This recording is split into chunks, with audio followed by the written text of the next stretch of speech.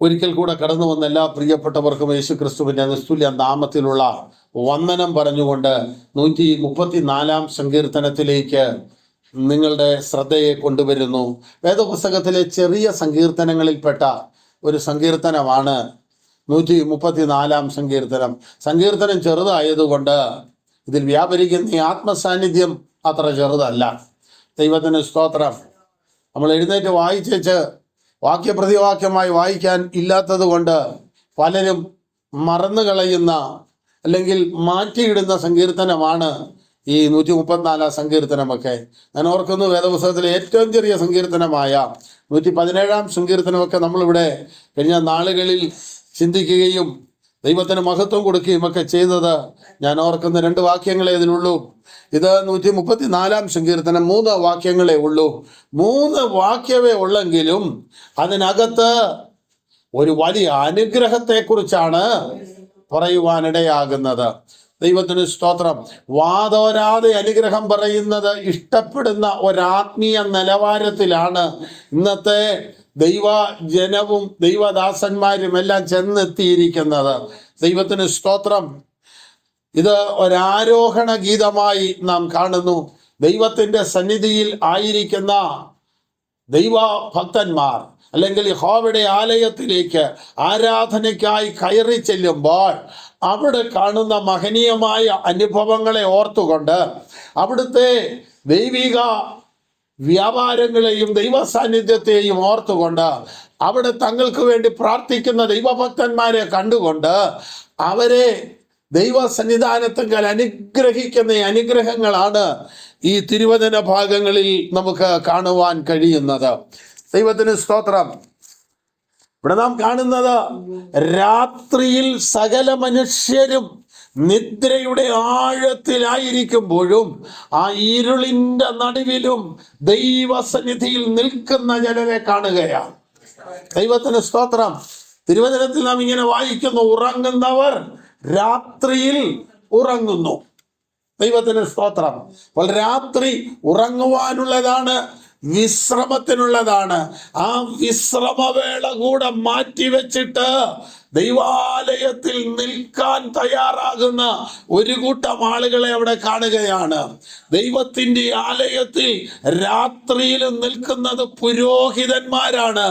യാഗത്തിനായി അടുത്തു വരുന്നവരും യാഗം കഴിഞ്ഞു പോകുന്നവരും കാണുന്നത് വിശ്രമിക്കാതെ ദൈവജനത്തിന് വേണ്ടി ഇടിവിൽ നിൽക്കുന്ന, രാത്രി വിഴുങ്ങാതെ, രാത്രിയിലെ ഭയം പിടിക്കാതെ, രാത്രിയിലെ ദൈവ കരുതലിനായി ദൈവത്തിന്റെ ആലയത്തിൽ രാപ്പകൽ വ്യത്യാസമില്ലാതെ നിൽക്കുന്ന ദൈവഭക്തന്മാരെ കണ്ടുകൊണ്ട് ദൈവജനം വിളിച്ചു പറയുന്ന ഒരു കാര്യമാണ്, അല്ലയോ രാത്രികാലങ്ങളിൽ യഹോവയുടെ ആലയത്തിൽ നിൽക്കുന്നവരായി അവന്റെ ഭക്തന്മാരായുള്ളവരെ യഹോവയെ വാഴ്ത്തുവീൻ.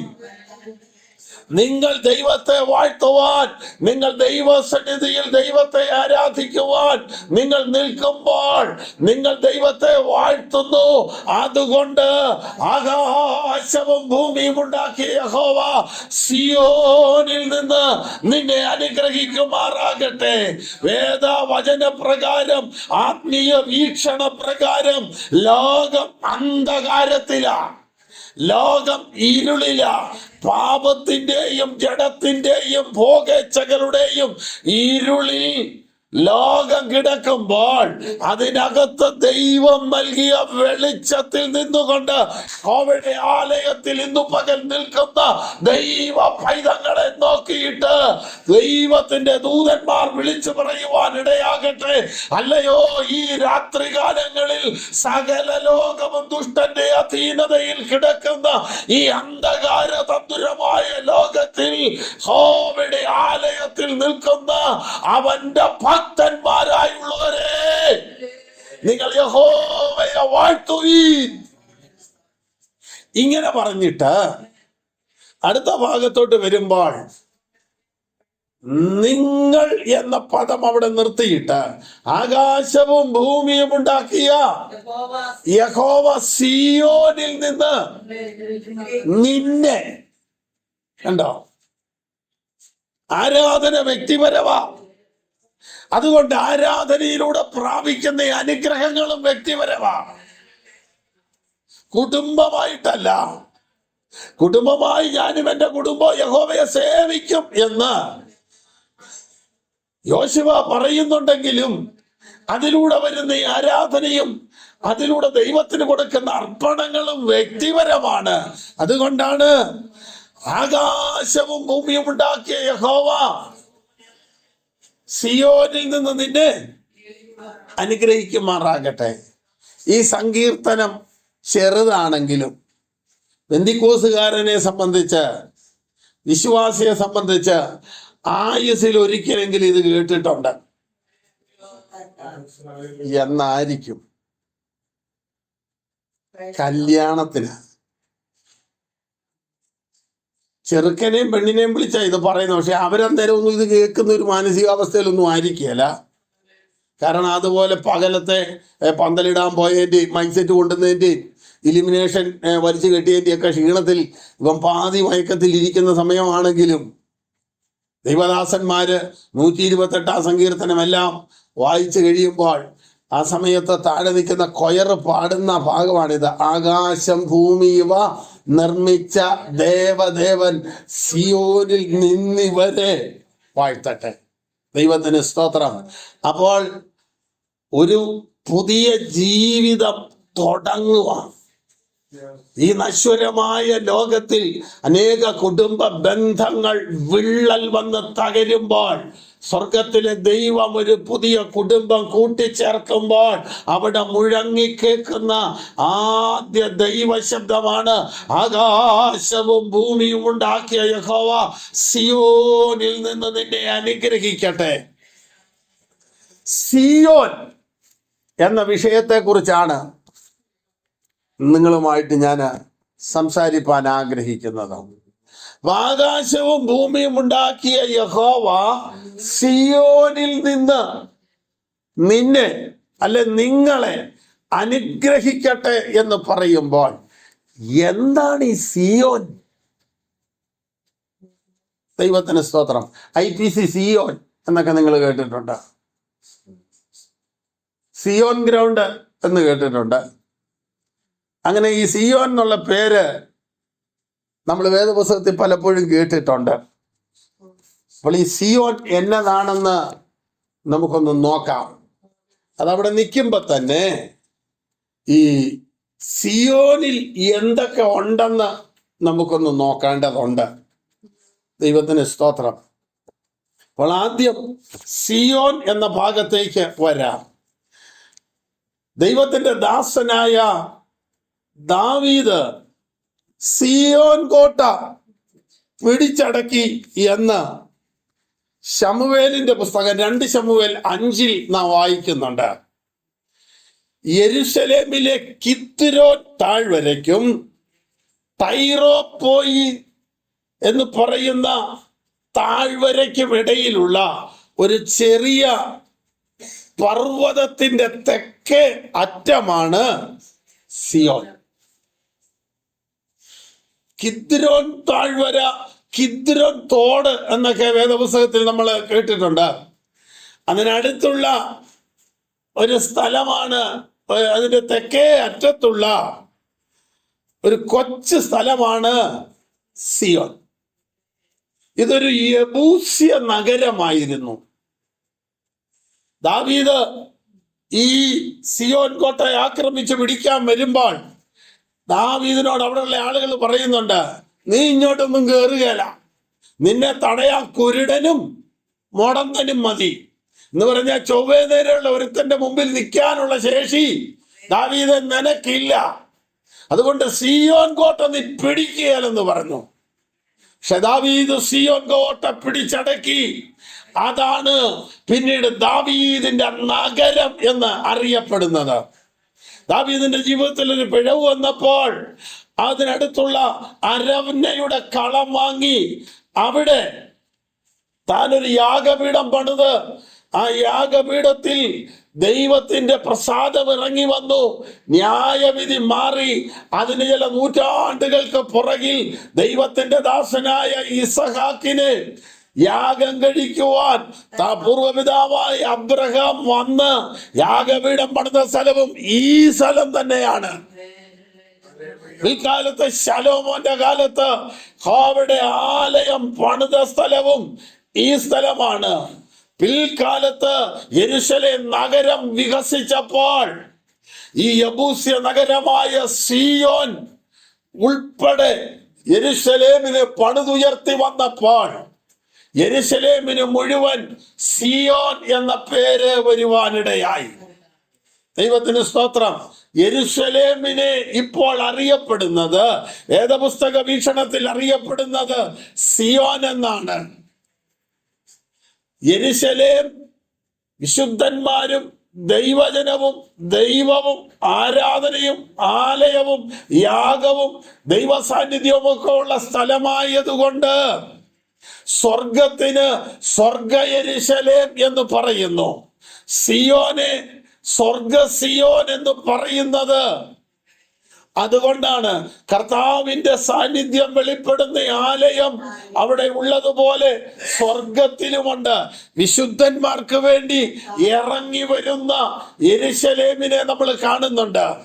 ഇപ്പോൾ ഭൂമിയിൽ ഒരു യെരൂശലേം ഉണ്ട്, എന്നാൽ പുതിയ നിയമ വിശ്വാസിക്ക് വേണ്ടി ഒരു പുതിയ യെരൂശലേം ഇറങ്ങി വരും.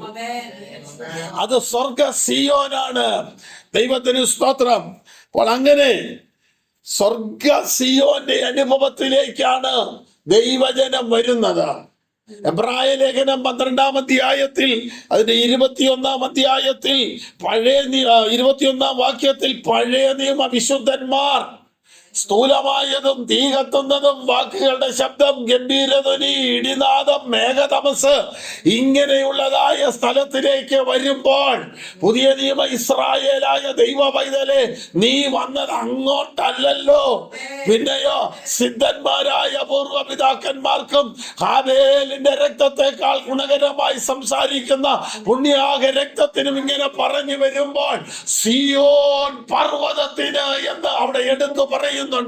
പഴയ നിയമാലയത്തിൽ അല്ലെങ്കിൽ പഴയ നിയമ സിയോനിലേക്കല്ല ഒരു ദൈവ പൈതൽ പുതിയ നിയമ സിയോനിലേക്ക് അവൻ അടുത്തു വരുന്നു എന്ന് എബ്രായ ലേഖനക്കാരൻ ഓർപ്പിക്കുന്നു. അതിന്റെ കാരണം യഹൂദനെ സംബന്ധിച്ച് സിയോൻ എത്രത്തോളം പ്രാധാന്യമാണോ അതുപോലെ തന്നെ പുതിയ നിയമ വിശ്വാസിക്കും അതേറ്റവും പ്രാധാന്യതയുള്ള സ്ഥലമായി കാണുകയാണ്.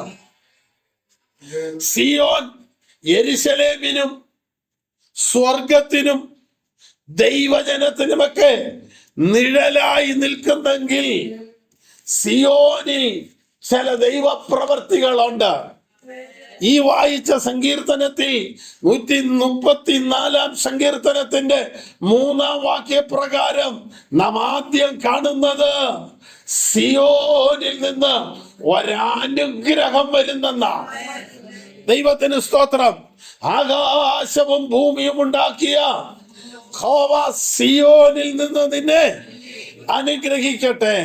സങ്കീർത്തനം 21 വരുമ്പോൾ യഹോവ കഷ്ടകാലത്ത് നിനക്ക് ഉത്തരമരുളുമാറാകട്ടെ, യാക്കോബിന്റെ ദൈവത്തിന്റെ നാമം നിന്നെ ഉയർത്തുമാറാകട്ടെ, അവൻ വിശുദ്ധ മന്ദിരത്തിൽ നിന്ന് നിനക്ക് സഹായം അയക്കുമാറാകട്ടെ, സിയോനിൽ നിന്ന് നിന്നെ താങ്ങുമാറാകട്ടെ. ദൈവത്തിന് സ്തോത്രം. ഈ പാഴ്മര്യ ഭൂമിയിൽ ഒരു ഭക്തൻ തളരുമ്പോൾ അവനെ താങ്ങുന്ന കരം ഇറങ്ങി വരുന്നത് സിയോനിൽ നിന്നാണ്. 14-ാം സങ്കീർത്തനത്തിലേക്ക് വരുമ്പോൾ 53-ാം സങ്കീർത്തനത്തിന്റെ ഒടുവിലേക്ക് വരുമ്പോഴും നാം കാണുന്നൊരു കാര്യം, സിയോനിൽ നിന്ന് ഇസ്രായേലിന് രക്ഷ വന്നെങ്കിൽ ദൈവത്തിന് സ്തോത്രം. അപ്പോൾ സിയോനിൽ ഒരു അനുഗ്രഹമുണ്ട്. അടുത്തത് സിയോനിൽ ഒരു രക്ഷയുണ്ട്. ദൈവത്തിന് സ്തോത്രം. അപ്പോൾ സിയോനിലെ ദൈവമാണ് ദൈവജനത്തിന്റെ സ്ഥിതി മാറ്റുന്ന ദൈവം. ഇനി അടുത്തത് സിയോനിൽ എന്തുണ്ട്? വേണമെങ്കിൽ 1-2 വാക്യം ഒന്ന് വായിച്ചു തന്നാൽ അത് നല്ലതാണ്. 48-ാം സങ്കീർത്തനത്തിൽ നാം ഇങ്ങനെ വായിക്കുന്നുണ്ടല്ലോ, ദൈവത്തിന്റെ പർവ്വതമായ ഉത്തരഗിരിയായ സിയോൻ പർവ്വതം ഉയരം കൊണ്ട് മനോഹരവും സർവഭൂമിയുടെയും ആനന്ദമാകുന്നു. അതിന്റെ അരമനകളിൽ ദൈവം ഒരു ദുർഗമായി വെളിപ്പെട്ടു വന്നിരിക്കുന്നു. സിയോനിൽ ദൈവമുള്ളത് കൊണ്ടാണ് സിയോനിൽ രക്ഷയുള്ളത്. അതുകൊണ്ടാണ് സിയോനിൽ അനുഗ്രഹമുള്ളത്. അതുകൊണ്ടാണ് സിയോനിലേക്ക് വരുന്നവന്റെ സ്ഥിതി മാറുന്നത്. ആരാധന എന്ന ദൈവ സാന്നിധ്യത്തിന്റെ സിയോനിലേക്ക് ഈ വിശുദ്ധ പകലിൽ അടുത്തു വരുന്ന ദൈവ പൈതൽ ഒരു അനുഗ്രഹമുണ്ട്, ഒരു രക്ഷയുണ്ട്, സ്ഥിതി മാറുന്ന ഒരു സാഹചര്യമുണ്ട്. ദൈവത്തിന് സ്തോത്രം. ഇനി അടുത്തത് സിയോനിൽ സഭായോഗമുണ്ട്. നോക്കാം. യെശയ്യാ പ്രവാചകന്റെ പുസ്തകം 4-ാം അധ്യായം അതിന്റെ 5-ാം വാക്യം ഒന്ന് വായിക്കാം. യഹോവ സിയോൻ പർവ്വതത്തിലെ സകല വാസസ്ഥലത്തിന്മേലും അതിലെ സഭായോഗങ്ങളിന്മേലും പകലിന് ഒരു മേഘവും, സഭായോഗങ്ങളിന്മേലും പകലിന് ഒരു മേഘവും പുകയും, രാത്രിക്ക് അഗ്നിജ്വാലയുടെ പ്രകാശവും സൃഷ്ടിക്കും. രാത്രിക്ക് അഗ്നിജ്വാലയുടെ പ്രകാശവും സൃഷ്ടിക്കും. എന്തുകൊണ്ട് രാത്രിക്ക് അഗ്നിയുടെ പ്രകാശം കൊടുക്കുന്നു? രാത്രി വെളിച്ചത്തിന്റെ സാധ്യതകളില്ലാത്തൊരു തലമാണ്. രാത്രി എന്ന് ഉദ്ദേശിക്കുന്നത് വെളിച്ചങ്ങളുടെ അനുഭവം ഇല്ലാത്തത് കൊണ്ടാണ്. എന്നാൽ അവിടെ ദൈവം ഒരു വെളിച്ചം സൃഷ്ടിക്കുന്നതിന്റെ കാരണം ഈ രാത്രിയിലും ദൈവസന്നിധിയിൽ നിൽക്കുന്ന ചിലരവിടെ ഉള്ളത് കൊണ്ടാണ്. ദൈവത്തിന് സ്തോത്രം. രാത്രി നമ്മെ വിഴുങ്ങാത്തതിന്റെ കാരണം, രാത്രി നമ്മുടെ കുടുംബങ്ങളെ വിഴുങ്ങാത്തതിന്റെ കാരണം, രാത്രി നമ്മുടെ സഭകളെ വിഴുങ്ങാത്തതിന്റെ കാരണം, രാത്രി നമ്മുടെ തലമുറകളെ വിഴുങ്ങാത്തതിന്റെ കാരണം, രാത്രിയിൽ ദൈവം മുമ്പാകെ നിൽക്കുന്ന ചില മാതാപിതാക്കൾ ഉള്ളത് കൊണ്ട്, ചില പ്രായമുള്ളവർ ഉള്ളത് കൊണ്ട്, ചില ആത്മീയ ദർശനം പ്രാപിച്ച ദൈവജനം അകത്തുള്ളത് കൊണ്ടാണ് ദൈവം രാത്രിയിൽ ചില ജ്വലിക്കുന്ന മേഘങ്ങളെ സൃഷ്ടിക്കുന്നത്. അപ്പോൾ ഇന്ന് പകൽ ദൈവത്തിന്റെ ആത്മാവിൽ ഒരു ദൂതായി വിളിച്ചു പറയാം, രാത്രിയുടെ അനുഭവം നിന്റെ മുമ്പിൽ ഉണ്ടെങ്കിൽ, ആ രാത്രി നീ ആലയത്തിൽ നിൽപ്പാൻ തയ്യാറായാൽ, ആ രാത്രിയെ പ്രകാശമാക്കി മാറ്റുവാൻ കഴിയുന്ന ഒരു വെളിച്ചത്തിന്റെ ജ്വലനം നിന്റെ അന്ധകാര മേഖലകളെ സൃഷ്ടിക്കുവാൻ എന്റെ ദൈവം ശക്തനാണ്. ഇരുളാണെന്നും ഒന്നും കാണാൻ വയ്യെന്നും ഒരു സാധ്യതയും ഇല്ലെന്ന് പറയുന്ന ആ ഇരുളിൽ ജ്വലിക്കുന്ന ഒരു പ്രകാശത്തെ സിയോനിലെ സഭായോഗത്തിൽ ദൈവം സൃഷ്ടിക്കുമെങ്കിൽ, ഇതുവരെ ഇല്ലാത്തൊരു വെളിച്ചം, ഇതുവരെ ഇല്ലാത്തൊരു പ്രകാശം ഈ ആരാധനയുടെ നടുവിൽ എന്റെ കർത്താവ് നൽകട്ടെ. ഇരുളിന്റെ ബലമുള്ള കരങ്ങൾ എന്റെ കർത്താവ് എടുത്തു മാറ്റിയിട്ട് ആത്മാവിന്റെ ജ്വലനത്തെ നിന്റെ ആരാധനയുടെ നടുവിൽ കർത്താവ് പകരട്ടെ. ഹല്ലേലൂയ. ദൈവത്തിന് മഹത്വം. സിയോനിലെ സഭായോഗത്തിൽ പകലിന് ഒരു മേഘം, രാത്രിക്ക് അഗ്നിജ്വാലയുടെ പ്രകാശം. ഇസ്രായേലിനെ മിസ്രയീമിൽ നിന്ന് പുറപ്പെട്ട് ചെങ്കടലക്കരെ കയറിയപ്പോൾ മുതൽ അവർക്ക് മീതെ ഒരു മേഘത്തണലുണ്ടായിരുന്നു.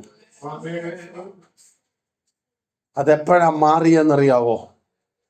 കനാനി ചെന്ന് കഴിഞ്ഞ നിന്നെ എത്തിക്കേണ്ടിടത്ത് കൊണ്ട് എത്തിക്കാതെ, നിന്റെ കുടുംബത്തെ കുറിച്ച് ദൈവത്തിന് ഉദ്ദേശമുള്ള പദ്ധതിയിൽ കൊണ്ടുപോയി എത്തിക്കാതെ, നീ ഇറങ്ങി പുറപ്പെട്ട നാളിലെ ദൈവ സാന്നിധ്യം നിന്നെ വിട്ടു മാറില്ല. ദൈവത്തിന് സ്തോത്രം. ഇസ്രായേലിനെ വഴി നടത്തിയത് പകൽ മേഘസ്തംഭവും രാത്രി അഗ്നിസ്തംഭവുമാണ്. അത് ദൈവത്തിന്റെ സാന്നിധ്യത്തിന്, ദൈവത്തിന്റെ പരിശുദ്ധാത്മാവിന്റെ സാന്നിധ്യത്തിന് നിഴലായി തന്നെ നിൽക്കുന്നു. അതാണ് പുതിയ നിയമ വിശ്വാസി കർത്താവിന്റെ കൃപയിലേക്ക് വരുമ്പോൾ ദൈവത്തിന്റെ പരിശുദ്ധാത്മാവ് നിങ്ങളെ സകല സത്യത്തിലും വഴി നടത്തുമെന്ന് പറയുവാൻ ഇടയാകുന്നത്. അന്ന് ഇസ്രായേലിന് മരുഭൂമിയിൽ വെളിപ്പെട്ട ദൈവ സാന്നിധ്യം കർത്താവിന്റെ സന്നിധാനത്തിൽ വരുമ്പോൾ, പുതിയ നിയമത്തിലേക്ക് വരുമ്പോൾ അതിപ്രധാനമായ 2 സ്ഥലത്ത് അത് വീണ്ടും വെളിപ്പെട്ട് നിൽക്കുന്നത് നമുക്ക് കാണാം. മേഘം ദൈവ സാന്നിധ്യത്തെ കാണിക്കുകയാണ്. ദൈവത്തിന് സ്തോത്രം.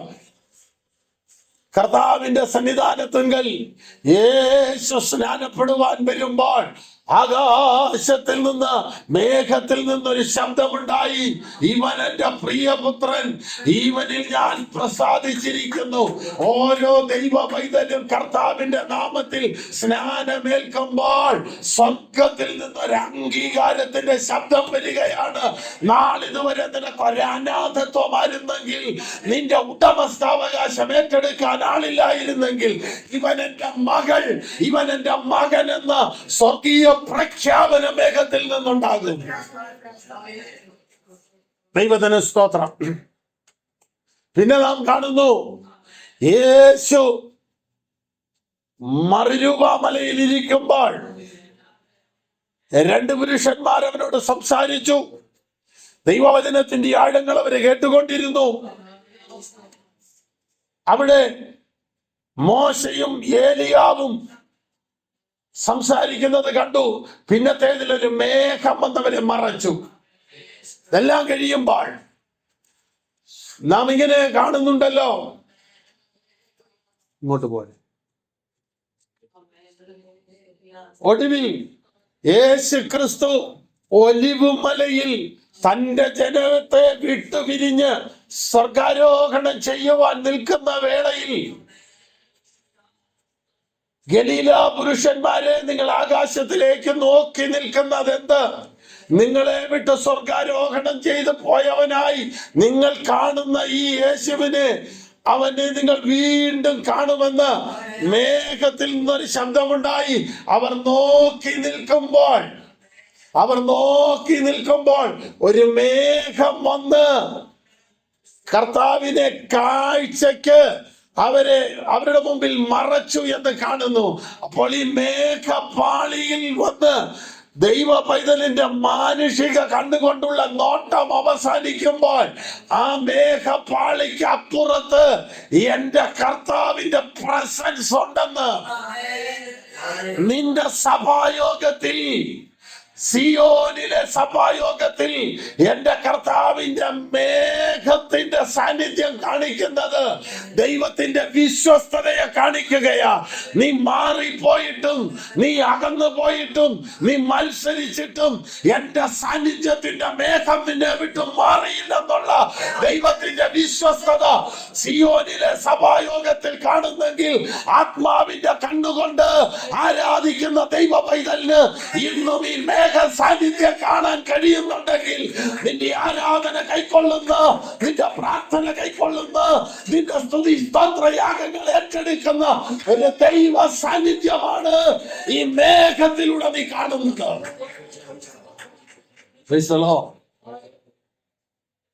സിയോനിലെ പ്രാർത്ഥനയിൽ, സഭായോഗത്തിൽ ഒരു മേഘവും പുകയും, പുക പ്രാർത്ഥനയെ കാണിക്കുക. വെളിപ്പാട് പുസ്തകത്തിൽ വിശുദ്ധന്മാരുടെ പ്രാർത്ഥനയിൽ കലർത്തേണ്ടതിന് ധൂപവർഗം കൂടെ ഇട്ടതായി കാണുന്നു. സമാഗമന കൂടാരത്തിനകത്ത് അതിവിശുദ്ധ സ്ഥലത്തുള്ള ഒരു പ്രധാന ഉപകരണമാണ് ധൂപപീഠം. അതിന്റെ പ്രത്യേകത 24 മണിക്കൂറും അതിനകത്ത് കത്തുന്നൊരനുഭവമാണ്, ഉരുകിത്തീരുന്നൊരനുഭവമാണ്. അതാലയത്തിൽ ഉരുകുമ്പോഴാണ്, ഇതിനകത്ത് ഇട്ടിരിക്കുന്ന ധൂപവർഗങ്ങൾ ഉരുകുമ്പോഴാണ് ആലയം സൗരഭ്യമുള്ളതായി തീരുന്നത്. ഒരു ദിവസം ഈ ധൂപപീഠം പുകയാതെ വന്നാൽ ഒരു കശാപ്പ് ശാലയിലെ പോലുള്ള മണമായിരിക്കും അവയുടെ ആലയത്തിൽ വരുന്നത്. അങ്ങനെയാണെങ്കിൽ ദൈവ പൈതലെ, നീ ഒരു ദിവസം പ്രാർത്ഥിക്കാതിരുന്നാൽ, പ്രാർത്ഥന നിന്റെ ധൂപപീഠത്തിന് നിഴലാണെങ്കിൽ, ധൂപപീഠത്തിന് നിഴലാണ് നിന്റെ പ്രാർത്ഥനയെങ്കിൽ, ഒരു ദിവസം നീ പ്രാർത്ഥിക്കാതിരുന്നാൽ നിന്റെ ശരീരമാകുന്ന ഈ ആലയം നിങ്ങൾ ദൈവത്തിന്റെ മന്ദിരമെന്നും ദൈവത്തിന്റെ ആത്മാവ് നിങ്ങളിൽ വസിക്കുന്നു എന്നും അറിയുന്നില്ലയോ? അപ്പോൾ ദൈവത്തിന്റെ സാന്നിധ്യം വസിക്കുന്ന ഈ ആലയം പുക കൊണ്ട് നിറയുന്നില്ലെങ്കിൽ, നിന്റെ പ്രാർത്ഥനയുടെ ധൂപവർഗത്താൽ സൗരഭ്യപൂരിതമാകുന്നില്ലെങ്കിൽ, അത് സുഗന്ധത്തിന് പകരം ദുർഗന്ധമായി മാറും. ദൈവത്തിന് സ്തോത്രം. ധൂപപീഠത്തിനകത്ത് എപ്പോഴും കനലുണ്ട്. നമ്മുടെ അകത്തൊരു ജ്വലനം ഉണ്ടാകണം. ദൈവത്തിന് സ്തോത്രം. അവിടെ വേണം നമ്മുടെ ഭാരങ്ങളും നമ്മുടെ വേദനകളും നമ്മുടെ കഷ്ടതകളും നമ്മുടെ സങ്കടങ്ങളും നമ്മുടെ അനാഥത്വങ്ങളും നമ്മുടെ നിന്ദകളുമെല്ലാം ഈ ധൂപപീഠത്തിനകത്ത് ഉരുകിയിട്ട് അത് സൗരഭ്യമായി പുറത്തു വരണം. നീ അനുഭവിക്കുന്ന ഭാരങ്ങൾ, നീ അനുഭവിക്കുന്ന സങ്കടങ്ങൾ ഓരോ ദൈവ പൈതലും ഓരോ ധൂപപീഠമായാണ് ഈ ആലയത്തിൽ ഇരിക്കുന്നത്. ഇതിനകത്ത് പകർന്ന അഗ്നി പുറത്തെ അഗ്നി അല്ല, വല്ലയിടത്തും കത്തിയ തീ അല്ല. ഹോവയുടെ യാഗപീഠത്തിൽ കത്തിയ തീയുടെ ഒരു അംശമാണ് ഇതിനകത്ത് ജ്വലിക്കുന്നത്. ആ ജ്വലനത്തിനകത്ത് ഉരുകി തീരാത്ത ഒന്നും ഉണ്ടാകരുത്. ദൈവത്തിന് സ്തോത്രം. ധൂപപീഠത്തിന്റെ പ്രത്യേകത, അതിനകത്ത് അർപ്പിച്ചതെല്ലാം ഉരുകി മാറണം. ഉരുകി തീർന്നെങ്കിൽ മാത്രമേ അത് ആലയത്തെ സൗരഭ്യപൂരിതമാക്കൂ. സിയോനിലെ സഭായോഗത്തിൽ ദൈവം ഒരു മേഘവും ഒരു പുകയുമുണ്ട്. ദൈവത്തിന്റെ സാന്നിധ്യം അവിടെ ഉണ്ടെങ്കിൽ ഒരു പുകയുന്ന അനുഭവമുണ്ട്. നമ്മുടെ കർത്താവിന്റെ ഏറ്റവും വലിയ പ്രത്യേകത, അവൻ പുകയുന്നതിനെ ഒന്നും അവസാനിപ്പിക്കുന്നവനല്ല, പുകയുന്നതിനെ പുകയുണ്ടെന്ന് പറയുന്നവനല്ല, പുകയുന്ന തിരിക്ക് പിന്നത്തേതിലൊരു ജ്വലനം കൊടുക്കുന്നവനാ. ഈ പകൽ നീ ആരാധനയിൽ മാനുഷിക വാക്കുകളുടെ മുമ്പിൽ, ഭാരങ്ങളുടെ മുമ്പിൽ, വേദനകളുടെ മുമ്പിൽ, തലമുറയെ ഓർത്ത്, ജീവിതത്തിന്റെ വഴികളെ ഓർത്ത് നീ പുകയുന്നുണ്ടെങ്കിൽ നിനക്കൊരു ജ്വലനം ദൈവം വെച്ചിട്ടുണ്ട്. നീയാണ് ആലയത്തെ സൗരഭ്യമാക്കുന്നത്. നിന്റെ പ്രാർത്ഥനയാണ്. ദൈവത്തിന് സ്തോത്രം. 2026 ദൈവം നമുക്ക് വേണ്ടി വൻകാര്യങ്ങൾ ചെയ്യുവാൻ ദൈവസഭയ്ക്കകത്ത് ഒരു ജ്വലനമുണ്ടാകണം. ദൈവസഭയ്ക്കകത്ത് ഒരാത്മ സാന്നിധ്യം ഉണ്ടാകണം. ഒരു ദൈവപ്രവൃത്തി ഉണ്ടാകണം. അപ്പൊ സിയോനിൽ എന്തൊക്കെയുണ്ട്? സിയോനിൽ അനുഗ്രഹമുണ്ട്, സിയോനിൽ ദൈവമുണ്ട്, സിയോനിൽ കർത്താവിന്റെ ആത്മസാന്നിധ്യമുണ്ട്, സിയോനിൽ സ്ഥിതി മാറ്റുന്ന അനുഭവമുണ്ട്. ഇതെല്ലാം ഉണ്ട്. അതോടൊപ്പം സിയോനിൽ ഒരു സഭായോഗമുണ്ട്. ആ സഭായോഗത്തിനകത്ത് ജ്വലിക്കുന്ന ഒരു അനുഭവമുണ്ട്. അത് നൽകുവാൻ ഒരു മേഘവും ഒരു പുകയും രാത്രി അവർക്ക് വരുമ്പോൾ ആ രാത്രിയിൽ ഒരു ജ്വലിക്കുന്ന അഗ്നിസ്തംഭം ഉണ്ടാകുന്നുണ്ട്. അപ്പോൾ പകലത്തെ മേഘസ്തംഭം രാത്രി വേറൊന്നായി മാറുകയാണ്. ദൈവത്തിന് സ്തോത്രം. പകൽ മേഘസ്തംഭമായി നിന്നു, രാത്രിക്ക് വേണ്ടി ദൈവം മറ്റൊരു സംവിധാനം ഒരുക്കുകയല്ല. പകൽ നടത്തിയ അതേ മേഘം രാത്രി ജ്വലിക്കുന്ന അഗ്നിയായി മാറുകയാ. എന്ന് പറഞ്ഞാൽ നിന്റെ ജീവിതത്തിലെ സാഹചര്യം മാറുന്നതിനനുസരിച്ച് ദൈവം മാറുന്നില്ല. ഇസ്രായേലിന് ഒരു ദൈവമേ ഉള്ളൂ, വിശ്വാസിക്ക് ഒറ്റ ദൈവമേ ഉള്ളൂ. അത് പകൽ തണലായി മാറിയാൽ രാത്രി അത് അഗ്നിയായി മാറും. നിന്റെ ഇരുളിന്റെ നടുവിൽ നിനക്ക് ജ്വലനം നൽകുവാൻ മറ്റൊരു ദൈവത്തിന്റെ ആവശ്യമില്ല. നിന്റെ ദൈവം ദഹിപ്പിക്കുന്ന അഗ്നിയായി മാറും.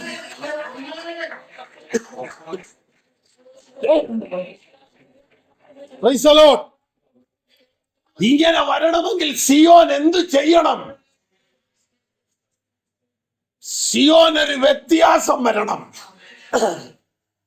അതെന്താന്ന് യേശയ്യാ പ്രവാചകൻ പറയുന്നുണ്ട്. 52-ാം അധ്യായം അതിന്റെ 1 മുതൽ 3 വരെയുള്ള വാക്യങ്ങൾ. സിയോനെ ഉണരുക, ഉണരുക, നിന്റെ ബലം ധരിച്ചു കൊള്ളുക. വിശുദ്ധ നഗരമായ യെരൂശലേമേ, നിന്റെ അലങ്കാര വസ്ത്രം ധരിച്ചു കൊള്ളുക. ഇനിമേൽ അഗ്രചർമ്മിയും അശുദ്ധനും നിങ്കിലേക്ക് വരികയില്ല. പൊടി കുടഞ്ഞു കളയുക. യെരൂശലേമേ, എഴുന്നേറ്റിരിക്കുക. യെരൂശലേമേ, എഴുന്നേറ്റിരിക്ക. ബദ്ധയായ സിയോൻ പുത്രിയെ, ബദ്ധയായ സിയോൻ പുത്രിയെ, നിന്റെ കഴുത്തിലെ ബന്ധനങ്ങളെ അഴിച്ചു കളക. അപ്പോൾ സിയോന്റെ സ്ഥിതി മാറണമെങ്കിൽ സിയോൻ ആദ്യം ചെയ്യേണ്ടത് സിയോൻ ഉണരണം. സിയോൻ ഉണരണമെന്ന് പറഞ്ഞാൽ സിയോന് കഴിഞ്ഞ നാളുകളിൽ രാത്രിയിൽ നിൽക്കുന്ന അനുഭവം ഉണ്ടായിരുന്നു. രാത്രി വിഴുങ്ങാൻ വരുമ്പോൾ സിയോനിൽ എഴുന്നേറ്റ് ദൈവസന്നിധി നിൽക്കുന്ന ആളുകൾ സിയോനിൽ ഉണ്ടായിരുന്നു. ഇന്ന് സിയോന്റെ സ്ഥിതി അങ്ങ് മാറി. സിയോന്റെ സ്ഥിതി മാറിയത് കൊണ്ട് സിയോൻ ഉറങ്ങിപ്പോയി. ഉറങ്ങിയ സിയോനോട് ദൈവത്തിന്റെ ആത്മാവ് പറയുക, സിയോനെ നീ ഉണരുക. ഉണർന്ന പോരാ, നിന്നിലൊരു ബലം വ്യാപരിക്കുന്നുണ്ട്. ആ ബലം നിന്നിലേക്ക് മടങ്ങി വരണമെങ്കിൽ നീ ഉണരണം. നീ ഉണരണം. ദൈവത്തിന് സ്തോത്രം. വെളിപ്പാട് പുസ്തകത്തിൽ സഭയ്ക്കുള്ള ദൂത് സഭാനാഥം പറയുമ്പോഴും ഉണർന്നുകൊള്ളുക എന്ന ദൂതാണ് നാം കേൾക്കുന്നത്. 2025 സമാപനത്തിൽ നിന്റെ സ്ഥിതി സ്വർഗം മാറ്റാൻ ആഗ്രഹിക്കുന്നു. പുതുവർഷത്തിൽ ദൈവം തന്റെ വൻകാര്യം ചെയ്യാൻ ആഗ്രഹിക്കുന്നു. നീ ഉണരണം. നിന്റെ ബലം ധരിക്കണം. കഴിഞ്ഞ നാളിൽ നിനക്കുണ്ടായിരുന്ന പ്രാർത്ഥനാ ജീവിതത്തിലേക്ക്, ദൈവകൃപയിലേക്ക്, ആത്മീയ അനുഭവത്തിലേക്ക് നീ മടങ്ങി വരണം. സിയോനെ, നീ ദൈവത്തോട് പറഞ്ഞ പല കാര്യവും നീ മാറ്റി വെച്ചിരിക്കയാ. ദൈവസന്നിധിയിലെടുത്ത പല തീരുമാനങ്ങളും നീ മുടക്കി വെച്ചിരിക്കയാ. പരിശുദ്ധാത്മാവ് വചനത്തിലൂടെ ഇടപെടുകയാണ്. ഉണരുവാൻ, എഴുന്നേൽക്കാൻ, പൊടി ഉടഞ്ഞു കളയാൻ, ബന്ധനമഴിക്കാൻ.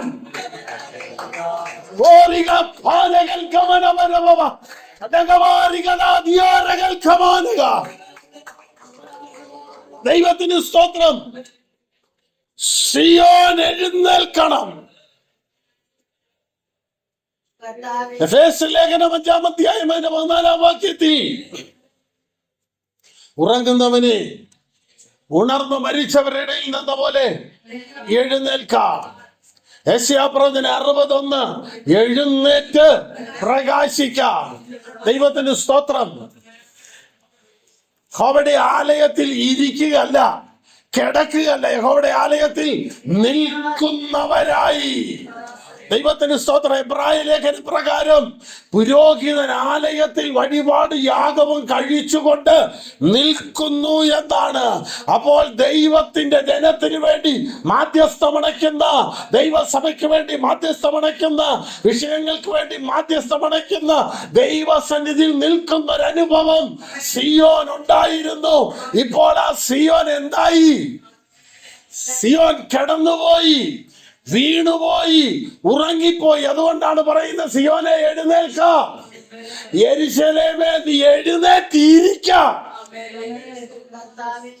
വീട് തകർന്നെന്ന് വിധി എഴുതിയ പാരമ്പര്യ പൈശാചിക കോട്ട കൊത്തളങ്ങളുള്ള ഈ ദേശത്തിന്റെ നടുവിൽ ദൈവസഭ എഴുന്നേൽക്കുവാൻ, ദൈവസഭ എഴുന്നേറ്റിരിക്കുവാൻ, അതിന്റെ പൊടി കുടഞ്ഞു കളയാൻ, ഉപയോഗമില്ലാത്ത നാളുകളായി ഇരുന്നത് കൊണ്ട് പൊടി പിടിച്ചത്, പൊടി മാറണമെങ്കിൽ ഒരു കാറ്റ് വീശേണ്ടത് അനിവാര്യമാണ്.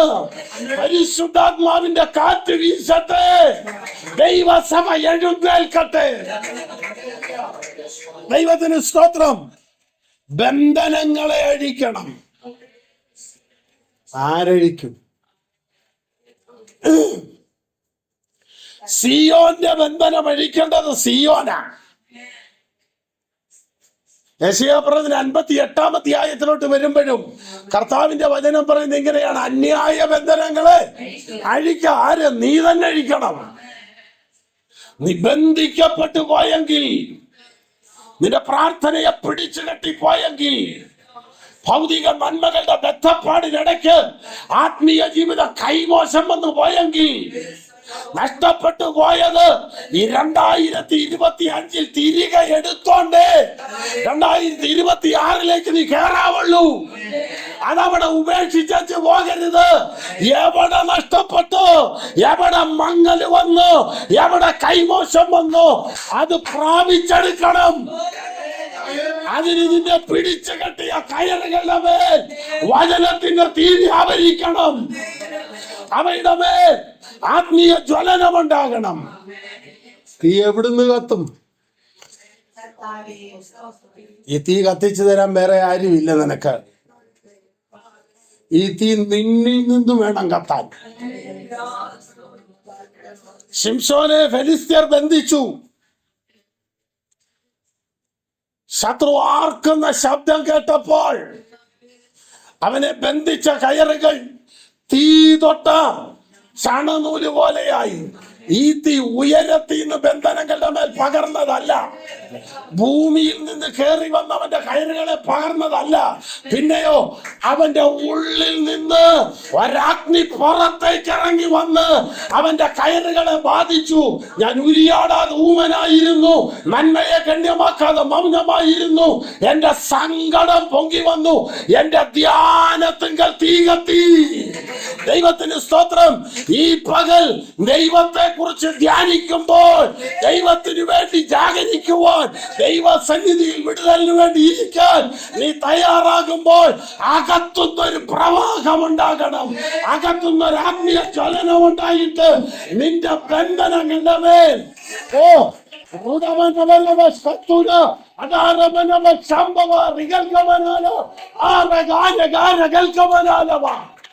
കൂടെ നിന്നെ രോഗിയാക്കുന്ന, നിന്നെ ക്ഷീണിപ്പിക്കുന്ന, നിന്നെ നിരാശപ്പെടുത്തുന്ന ഈ കയറഴിയാൻ നിന്നിൽ നിന്നൊരു ജ്വലനമുണ്ടാകട്ടെ. നിന്നിൽ നിന്നൊരഗ്നി പുറത്തു വരട്ടെ.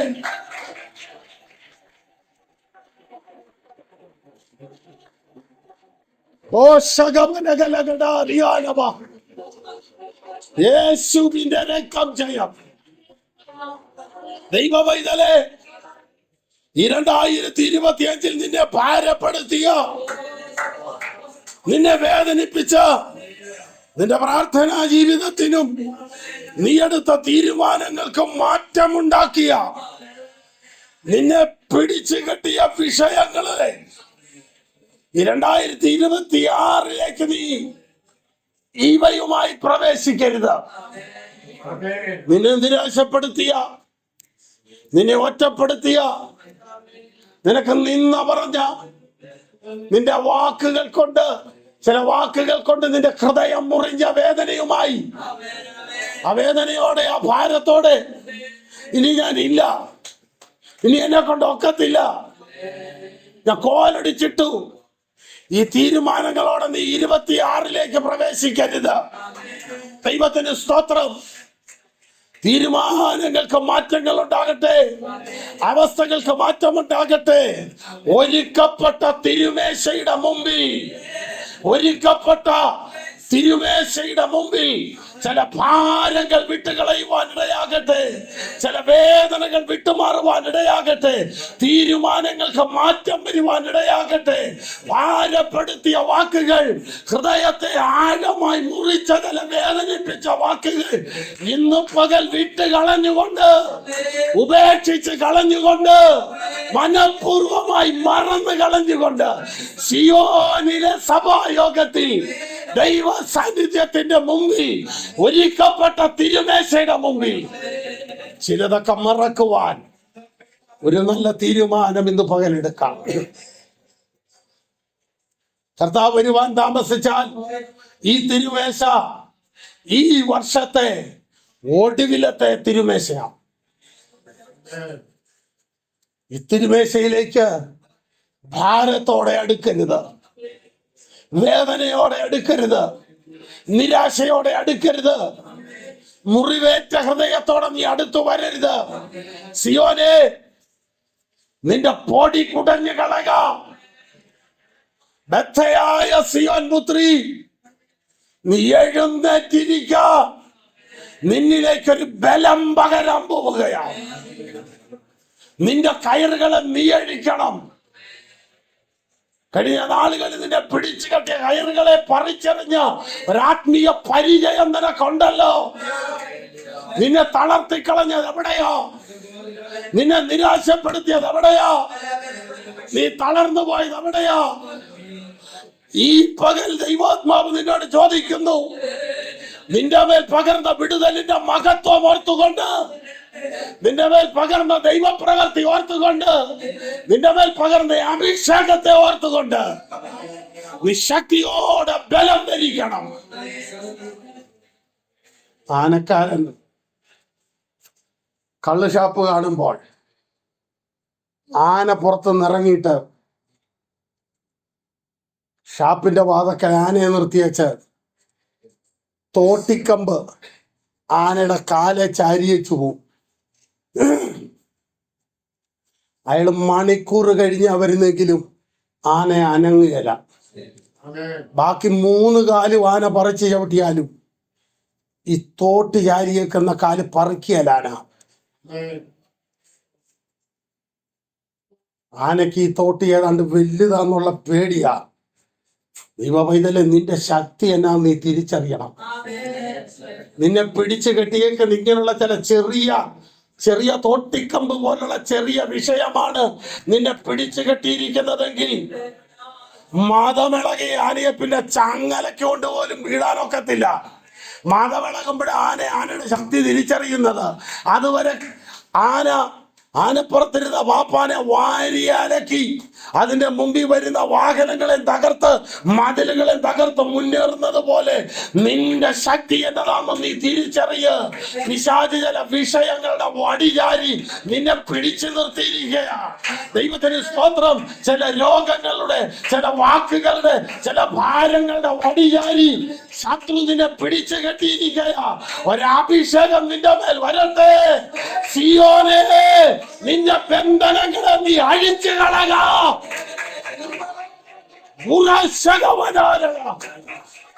ജീസസ്.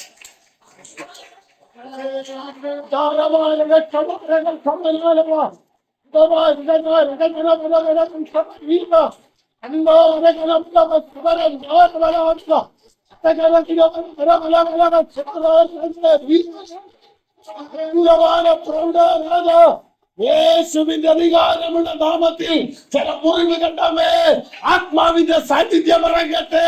ചില രോഗക്കെട്ടുകൾ ഇന്ന് പകൽ അഴിഞ്ഞു മാറട്ടെ. നാളുകളായി രോഗിയാക്കിക്കൊണ്ടിരിക്കുന്ന രോഗബന്ധനങ്ങളെ യേശുവിന്റെ നാമത്തിൽ ശാസിച്ച് ധ്വംസിച്ചകറ്റുക. ഹല്ലേലൂയ. ഈ തിരുമേശയുടെ മുമ്പിൽ നമ്മെ തന്നെ ഒന്ന് ഏൽപ്പിച്ചു കൊടുക്കാം. നമ്മുടെ നടുവിലുള്ള ഒരു ശിശുവിനെ പോലെ ഈ തിരുമേശയുടെ മുമ്പിലേക്ക് അടുക്കാം. 2025 നിന്നെ വേദനിപ്പിച്ചിട്ടുണ്ട്. നിനക്ക് നിരാശ വന്നിട്ടുണ്ട്. നിനക്ക് വേദനകൾ വന്നിട്ടുണ്ട്. മറക്കാൻ മേലാത്ത അനേക സംഭവങ്ങൾ നിന്റെ ജീവിതത്തിൽ വന്നിട്ടുണ്ട്. തെറ്റിദ്ധരിക്കപ്പെട്ടു പോയ അനുഭവം ഉണ്ടായിട്ടുണ്ട്. ഒറ്റപ്പെടുത്തിയ അനുഭവമുണ്ട്. വിരൽ ചൂണ്ടിയ അനുഭവമുണ്ട്. ഇതിന്റെ എല്ലാം നടുവിൽ നീ ചില തീരുമാനങ്ങളും ചില കണക്കുകൂട്ടലുകളും എല്ലാം എടുത്തു വെച്ചിരിക്കുകയാണ്. ദൈവാത്മാവ് പറയും, നീ തിരുമേശയുടെ മുമ്പിൽ സകലതും മറന്ന് സകലതും മാറ്റിവെച്ച് ഒരു ശിശുവിനെ പോലെ ഈ പകൽ തിരുമേശയുടെ അടുക്കലേക്ക് വരാം. നിന്റെ രാത്രികളെ ദൈവം പ്രകാശമാക്കാൻ പോവുകയാ. അല്ലയോ, രാത്രികാലങ്ങളിൽ യഹോവയുടെ ആലയത്തിൽ നിൽക്കുന്നവരായി, യഹോവയുടെ ദാസന്മാരായുള്ളവരെ, നിങ്ങൾ യഹോവയെ വാഴ്ത്തുവീൻ. നിന്റെ കൈ മനുഷ്യന്റെ നേരെ നീട്ടരുത്. വിശുദ്ധ മന്ദിരത്തിലേക്ക് നീട്ടിക്കൊണ്ട് യഹോവേ വാഴ്ത്തുവീൻ. നീ അങ്ങനെ വാഴ്ത്തിയാൽ ആകാശവും ഭൂമിയും ഉണ്ടാക്കിയ യഹോവ സിയോനിൽ നിന്ന് നിന്നെ അനുഗ്രഹിക്കും. നിനക്കൊരനുഗ്രഹമുള്ളത് മനുഷ്യരിൽ നിന്നല്ല. നിനക്കൊരനുഗ്രഹമുള്ളത് നിന്റെ ജോലിയിൽ നിന്നല്ല. നിനക്കൊരനുഗ്രഹമുള്ളത് നിന്റെ ബിസിനസ്സിൽ നിന്നല്ല. നിനക്കൊരനുഗ്രഹമുള്ളത് സിയോനിൽ നിന്നാ. സിയോനിൽ നിന്ന് ഇസ്രായേലിന് രക്ഷ വന്നെങ്കിൽ ദൈവം തന്റെ ജനത്തിന്റെ സ്ഥിതി സിയോനിലെ രാത്രികളിൽ ആലയത്തിൽ സഭായോഗത്തിൽ നിൽക്കുന്ന ദൈവജനത്തിന്റെ പ്രാർത്ഥനയുടെ നടുവിൽ സിയോന് വ്യത്യാസം വരാൻ പോവുകയാണ്. കർത്തൃകരങ്ങളിൽ നമ്മെ ഒന്ന് ഏൽപ്പിക്കാം. നമ്മുടെ അവസ്ഥ മാറ്റുന്നവൻ, സാഹചര്യം മാറ്റുന്നവൻ, സ്ഥിതി മാറ്റുന്നവൻ നമുക്ക് വേണ്ടി ജീവിക്കുന്നു. 2025 നീ കാദേശ് ബർണയിൽ വന്ന് നിൽക്കുകയാണ്. ഇനി അടുത്ത ചുവട് നീ മുന്നോട്ട് വെക്കുന്നത് വാഗ്ദത്ത ദേശത്തേക്കാണ്. അവിടെ നിനക്ക് വിതയ്ക്കാത്തത്, പണിയാത്തത്, നടാത്തത് നിനക്ക് വേണ്ടി ഒരുക്കിയിരിക്കുകയാണ്. ദൈവത്തിന് സ്തോത്രം. ആത്മാവ് ദൂതായി വിളിച്ചു പറയുന്നു, ഇതുവരെ പ്രാപിക്കാത്ത ചില അനുഗ്രഹങ്ങളും, ഇതുവരെ കൈനീട്ടിയെടുക്കാത്ത ചില നന്മകളും, ഇതുവരെ കണ്ടിട്ടില്ലാത്ത മേത്തരമായ ചില ഉന്നതമായ അനുഭവങ്ങളും 2026 നിന്റെ മുമ്പിൽ വെച്ചിരിക്കുന്നത് കൊണ്ട് കാദേശ് ബർണയിൽ നിന്ന് ചുവട് പുറകോട്ടെടുക്കരുത്, ചുവട് മുമ്പോട്ട് പോകാൻ ഇടയാകട്ടെ. ദൈവകരത്തിൽ നമ്മെ ഏൽപ്പിക്കാം. ഈ അനുഗ്രഹമേറിയ വചനത്താൽ ദൈവമായ കർത്താവ് നമ്മെ സഹായിക്കും.